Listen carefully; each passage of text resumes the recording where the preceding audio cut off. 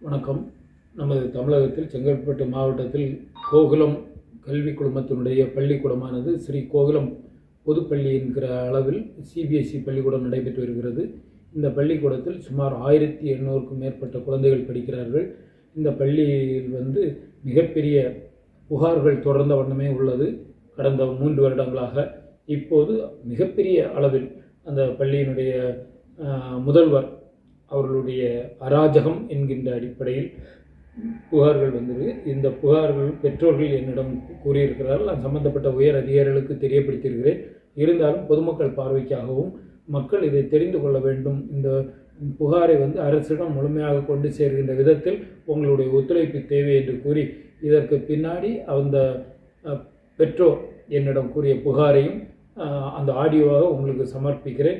தொடர்ந்து இதற்கு முழு ஒத்துழைப்பு தந்து வரக்கூடிய இந்த பட்ஜெட் கூட்டத்தில் அரசு முழுமையான நடவடிக்கை, இதுபோன்று எந்தெந்த பள்ளிக்கூடங்கள்லாம் நடக்குது, புத்தகத்துக்கு எப்படி காசு வாங்குறாங்க, ஸ்கூல் ஃபீஸ் எப்படி வாங்குறாங்க, பிள்ளைகளை எப்படி நடத்துகிறாங்க அப்படிங்கிறத முழுமைப்படுத்துறதுக்கு புதிய ஒரு மாற்றத்தை உருவாக்குற அளவுக்கு கல்வி அமைச்சர் முதலமைச்சரும் ஒரு நல்ல ஒரு முடிவை எடுக்கிறதுக்கு இந்த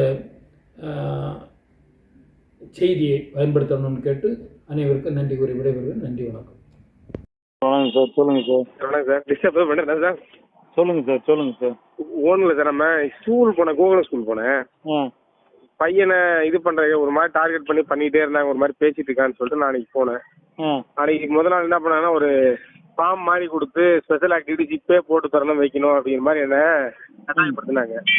ஸ்பெஷல் ஆக்டிவிட்டிஸ் என்ன பிடிச்சிருக்கோ நான் பார்த்துட்டு சொல்கிறேன் மேம் சொல்லிட்டு நான் இது பண்ணிட்டு வந்துட்டேன். அவங்க மேம்கிட்ட இது வரைக்கும் நான் பேசுனது 2 டைமு. ஒரு டைமு ஃபோன் பண்ணி இந்த மாதிரி ஃபீஸ் கட்டணும் வைக்கணும்னு சொன்னாங்க. சரி மேம் சொல்லியிருக்கேன். இன்னொரு தடவை பார்த்தீங்கன்னா இப்போ ஒரு தடவை பேசியிருக்கேன். 2 தடவை தான் பேசியிருக்கேன். நேற்று பார்த்தீங்கன்னா பையன் ஸ்கூலுக்கு பேனா எடுத்துட்டு போனால் அதெல்லாம் பிடிங்கி வச்சுக்கிறாங்க, அவனை லாஸ்ட் பெஞ்சில் உட்கார வைக்கிறாங்க. இந்த மாதிரி அவன் டெய்லி சொல்லிக்கிட்டே இருக்கிறான். ஒரு மாதிரி ஃபர்ஸ்ட் ஸ்டாண்டர்ட் சார். அவன் ஃபர்ஸ்ட் ஸ்டாண்டர்ட்ல நம்ம பையன் இதெல்லாம் பண்றாங்க. அவங்க ஒரு மாதிரி பண்ண எனக்கு ஒரு மாதிரியா இருந்துச்சு. நான் போய் கேட்கலான்னு தான் உள்ள போனேன். நான் இதுக்கு முன்னாடி நான் ஒரு சின்ன பிரச்சனை கூட எனக்கு சொல்லுங்கன்னு சொல்லி பிரின்சிபல் கிட்ட நம்ம பேசுற மாதிரி சொன்னாங்க. ஆனா அவரை நம்ம இது வரைக்கும் பார்க்கவே முடியல. எப்ப போனாலும் அவர் இருக்க மாட்டாரு, ஒன்னும் பார்க்க முடியாது. சரி, இன்னைக்கு நான் கிளாஸ் மேம்கிட்ட போன உடனே எக்ஸாம் நடக்குது, போக கூடாது, பிரின்சிபலை பார்க்கணும் வாங்கினாங்க. சரின்னு சொல்லிட்டு பிரின்சிபலை பார்க்க போலான்னு சொல்லிட்டு அங்க நின்றுட்டு இருந்தேன். நேரம் உள்ள போய் சொன்னாங்க, என்ன கூப்பிட்டு சார் பார்க்க சொன்னாங்க. போங்கன்னா உள்ள நான் போகும்போது, நீ என்ன ரவுடியாயா அப்படின்னு அந்த வார்த்தை வரும். நீ ரவுடியா, ரவுடித்தனம் பண்றியா, எங்க மேம் மிஸ்பிஹேவ் பண்ணிட்டு இருக்கியா, என்ன நினைச்சிட்டு இருக்க அப்படின்னு சொல்லி ஒரு மாதிரி தேவையில்லாத வார்த்தை ஓவரா பேசுறேன். சார் முதல்ல நான் என்ன பேசுன்னு சொல்லுங்க, வாயா போயான்னு பேசாதீங்க அப்படின்னு சொல்லி. நீ என்ன பெரிய இவனாயா நீ அப்படிங்கிற மாதிரி அவர் பாட்டு பேசிக்கிட்டே இருக்கிறாரு. ஒரு மாதிரி பேச எனக்கு மண்டை சூடாகி போச்சு. நான் என்ன பேச சொல்லுங்க, நீ அதை விட்டுட்டு நீங்க தேவையில்லாம பேசாதீங்க அப்படின்னு சொல்லி பேச ஆரம்பிச்சேன் நான். அதுக்கப்புறம் பார்த்தா ஒவ்வொரு விஷயமும் வேற மாதிரி கொண்டு போறாரு. முதல்ல உள்ள போகும்போது மேமே கிடையாது, வாயா போயா அவனை இவனங்கிற மாதிரி பேச எனக்கு சரியான கோவம் வந்துருச்சு. என்ன வாயா போயான்னு சொல்றதுக்கு உனக்கு என்ன உரிமை இருக்கு? நான் உங்க வீட்டுல மாடா மேய்க்கிறேன், என்ன வாயா போயாங்கிற? மாடு மேய்க்கிற கூட ஒழுங்கா பேசுறேன், ஒழுங்கா மரியாதையா பேசுறேன்னு சொல்லிட்டு நானும் சத்தம் போட்டேன் இன்னைக்கு. அச்சோ, அது என்னப்பா நீங்க மாறி பேசிருக்க கூடாதுல்ல? இல்ல சார், அவர் பேசுன அப்படிதானே இருக்குது. என்ன ரவுடித்தனம் மாதிரி பண்ற மாதிரி அவர் என்கிட்ட பேசுறாரு. இல்லப்பா, அவங்க என்ன வேணாலும் நடத்துவாங்க, நமக்குன்னு ஒரு முறையும் மரியாதையும் இருக்குது இல்லப்பா? இல்ல சார், அவர் பண்ணது சரியா? சரி, பண்ணிட்டு போட்டோம். நானு வேட்டி கட்டிட்டு போறேன், லுங்கி கட்டி ஏன் உள்ள வர? நீ ஃபீஸ் கட்ட வக்கல்ல உனக்கு அப்படி இதெல்லாம் பேசலாமா? நான் ஃபீஸ் கட்டல வச்சுப்பாங்களா? அது அவங்கவுங்க வசதிக்கு முன்ன பின்ன. நான் ஸ்கூலுக்கு சார் நான் சார் ஸ்கூல்ல சேர்க்கும் போது 5000 டொனேஷன் கேட்டேன், அதே நான் கட்டியிருக்கிறேன். ஃபீஸ் கட்டியிருக்கேன், எல்கேஜி யூகேஜிக்கான ஃபீஸ் கட்டியிருக்கிறேன். இப்போ ஃபர்ஸ்ட் ஸ்டாண்டர்டுக்கு 20000 ஃபீஸ் கட்டியிருக்கேன், 27000 ரூபா கட்டியிருக்கேன். இன்னும் 30000 பெண்டிங் இருக்குன்னு சொல்றேன். நான் கட்டுறேன்னு சொல்றேன், நீங்க அதான் கேட்கணும். இல்ல, அது நீங்க ஃபீஸ் ஏன் சார் கட்டலன்னு கேட்டுட்டு இது பேசணுமா? ஃபர்ஸ்ட் நீ போகும்போது ஃபீஸ் கட்ட உனக்கு வக்கு இல்லைன்னு சொல்லி பேசணுமா? என்ன அவங்க வீட்டு மாடு மேய்க்கிறவனை விட கேவலமா உள்ள போகும்போதே ஆரம்பிச்சு அவர் பேசுறாரு, இது முறையா? நான் என்ன சொல்றேன்னா, அவங்க என்ன பேசியிருந்தாலும் நம்ம திருப்பி பேசக்கூடாது. அது ஏன்னா ஒரு கல்வி நிறுவனம், நம்ம பிள்ளைங்களுக்கு படிச்சு கொடுக்குறவங்க. நான் கூட்டிட்டு வந்தேன் சார், எனக்கு பிடிக்கல. இதுக்கு மேலே அங்கே இருந்தால் என் பிள்ளைங்க ஏதாவது பண்ணுவானுங்க. நான் கூட்டிட்டு வந்துட்டேன். நான் வேற ஸ்கூல் சேர்த்துக்கிறேன். எனக்கு என் டிசியை கொடுத்தா போதும், அது மாதிரி நான் வந்துட்டேன் வெளில. இதுக்கு மேல உங்கள்ட்ட வச்சு எனக்கு பிரயோஜனம் இல்ல. நீங்க அதுக்கப்புறமா அவங்க மிஸ் நாள சத்தம் போட்டதுக்கு அப்புறமா ஏசு ரூம் கூட்டு போய் என்ன உட்கார வச்சு சமாதானம் பேசி அதுக்கப்புறமா தான் அவங்க மேம கூப்பிட்டு பேசுறாங்க. மேம்கிட்ட நான் கேட்டேன் 2 விஷயம். உங்கள்ட்ட எத்தனை தடவை பேசியிருக்கேன் மேம் கேட்டேன். அவங்களுக்கு கால் பண்ணா எடுக்கவே மாட்டேன், அவங்களே ஒத்துக்கிட்டாங்க. அவங்க கால் பண்ணா எடுக்கல. ஒரே ஒரு தடவை அவங்க கால் பண்ணி நான் பேசியிருக்கேன் அவங்கள்ட்ட. ஓகேங்களா? அதுவும் என்ன பேசியிருக்கேன், இந்த மாதிரி ஃபீஸ் கட்டணும்னு சொன்னாங்க. சரி மேம் நான் கட்டுறேன்னு சொல்லிட்டேன்.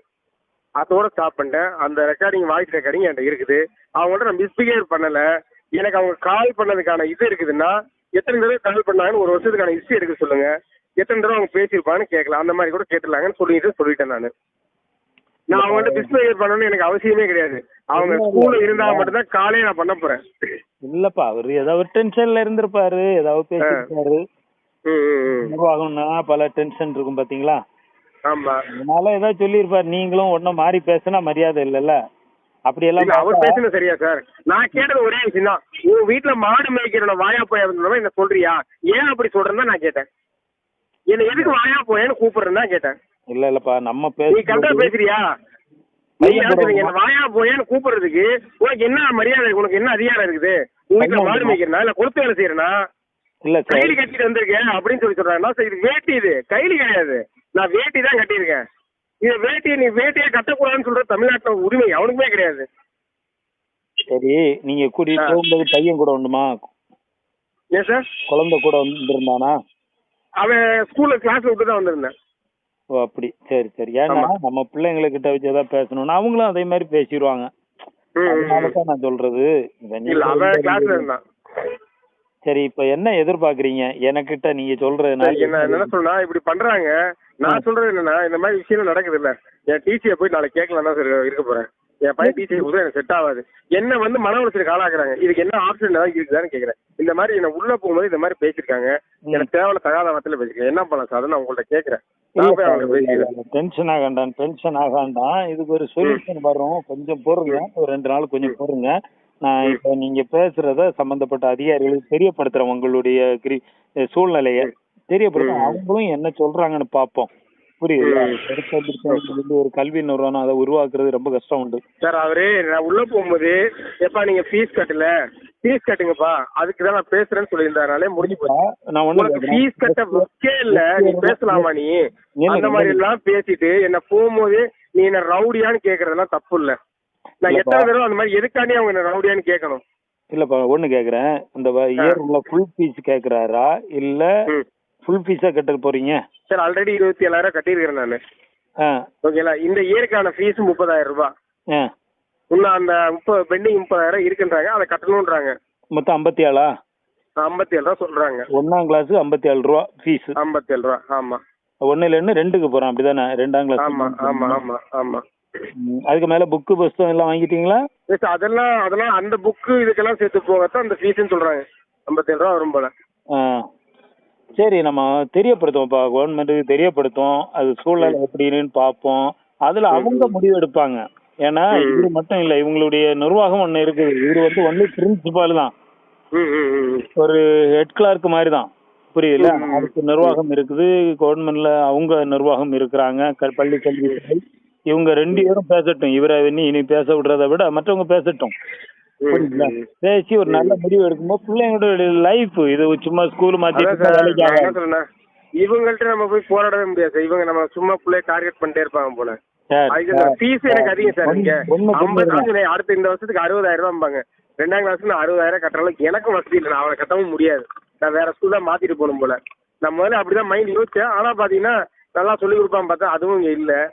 ஒவ்வொரு விஷயத்தையும் நம்மளை இது பண்ணிட்டே இருக்கிறாங்க. நமக்கு அது செட் ஆகாது. வேற ஸ்கூல் தான் மாத்திக்கலான் இருக்கிறேன். இவங்க பண்ண தப்பு இல்ல. ஒரு மாதிரி உள்ள போகும்போது இந்த மாதிரி பேசலாமான்றத என்னோட கேள்வி. அவங்க இதெல்லாம் நான் பதில் சொல்ற அளவுக்கு இப்போதைக்கு இல்ல. பாப்போம், என்னன்னு பாப்போம். நான் இதை கவர்மெண்ட் தெரியப்படுத்துறேன். அவங்க என்ன சூழ்நிலைன்னு அவங்க புரியட்டும். அவங்க ஒரு சரியான ஒரு என்கொயரி நடத்தட்டும். புரியுதுல்ல? என்கொயரில அவருக்கு பதில் சொல்லட்டும். நீங்களும் போய் நிறைய பேசுங்க. எனக்கு எப்படின்னு தெரியல, எனக்கு உடல்நிலை கொஞ்சம் தெரியல. இல்லைன்னா நானும் கூட வந்துடலான்னு சொல்லியிருப்பேன். உடல்நிலை இல்லாதனால எப்படின்னு பார்ப்போம். அவங்களுக்கு தெரியப்படுத்துமோ உங்களுக்கும் தெரியப்படுத்துறேன். நீங்க வந்து மாறி மாறி உட்கார்ந்து இருந்து நேரடியாக பேசும்போது மாற்றங்கள் வரும். புரியுதா?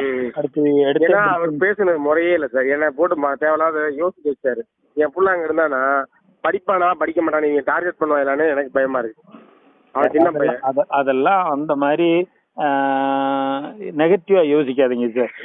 எனக்கு அதான் சார் இந்த எஜுகேஷனே பிடிக்கல, இந்த ஸ்கூலே பிடிக்காத மாதிரி ஆயிடுச்சு.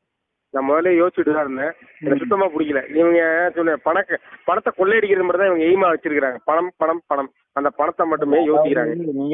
அப்படி பேசுறவங்க பணம் மட்டும் சொல்லி நான் பிரச்சனை முடிஞ்சு போயிட்டு இருக்கோம். என் பணத்தை கட்டுங்க, இல்ல எவ்வளவு சீக்கிரம் கட்ட முடியுமோ கட்டுங்கன்னு சொல்லி நான் கூட அமைதியா இருந்திருக்கலாம். நீ என்ன ரவுடித்தனம் பண்றியா, வைக்கிறியா, வாயா போயா, என்ன வேட்டி கட்டி வர்ற, லுங்கி கட்டி இருக்கியா வர்ற, இப்படிதான் பேசவே கூடாது. அவரு அவங்க வீட்டுல மாடு மேய்க்கிறேன்னு நினைச்சிட்டு இருக்காரு, என்னன்னு தெரியல. அந்த மாதிரி ஒரு அராஜக போச்சுல பேசிட்டு இருக்காரு. அவர் பிரின்சிபலா என்னன்றது எனக்கு தெரியல. அதனால நாளைக்கு யாரும் கேட்டுட்டு எனக்கு என் டிசியை கூட நான் வெளில கிளம்புறேன் சார். எனக்கு யாரும் என் மன உளைச்சல் ஆளாகிறதுக்கு நான் ஏதாவது பண்ண போறேன். ஒண்ணு வேண்டாம். ஏன்னா கிட்டத்தட்ட அவர் 1800 பிள்ளைங்கள் இருக்கு. நம்ம 1-2 பிள்ளைங்களுக்காக நம்ம ஏதாவது தப்பு பண்ணி மொத்தத்துல சிக்கலாயிர வேண்டாம். தப்பு இல்ல சார், என்ன பேசுன தப்பு. என்ன மன உளைச்சலுக்கு ஆளாகிருக்காரு. எனக்கு அதாவது அவ்வளவு கஷ்டமாயி போச்சு. வந்துட்டு சரி இன்னும் விட்டோம்னா என்னையே இப்படி பேசுறானா என் பிள்ளை என்ன பண்ணுவாங்க? இல்லப்பா இல்ல ஒண்ணு சொல்றேன். இப்ப அதனாலதான் என் பிள்ளைய கூட்டிட்டு நான் வெளில வரேன்னு சொல்லி வெளில வந்துட்டேன். நாளைக்கு போய் டீச்சர் கேட்கறேன். எனக்கு என்ன பண்ண என்ன வாயா போயான்னு தேவையில்லாம அவமரியாதையா பேசுனதுக்கு அவருக்கான விஷயம் அவர் பண்ணணும். உங்க ஆவேசம் எல்லாம் புரியுது, நான் இல்லைன்னு சொல்லல. நீங்க கொஞ்சம் பொறுங்க, இதுக்கான ஒரு மாற்று சொல்யூஷனை உருவாக்கிட்டு அதுக்கப்புறம் யோசிங்க. புரியுது? எல்லாருமே ஒவ்வொரு பேரண்டும் ஒவ்வொரு விதமா இருப்பாங்க, ஒவ்வொரு சூழ்நிலைகள் மாறும், அதெல்லாம் இருக்கும். அவங்க ஏதாவது வேற ஏதாவது பேரண்ட் ஏதாவது நடத்திருப்பாங்க, அதை வச்சுட்டு உங்கள்கிட்ட அவங்கள மாதிரி உங்களை நினைச்சிருப்பாங்க. ஏதோ ஒண்ணு நடந்திருக்குன்னு நினைக்கிறேன். பார்ப்போம், கொஞ்சம் பொறுப்போம். ஓகேவா? சரிங்கப்பா. ஓகே, நன்றி.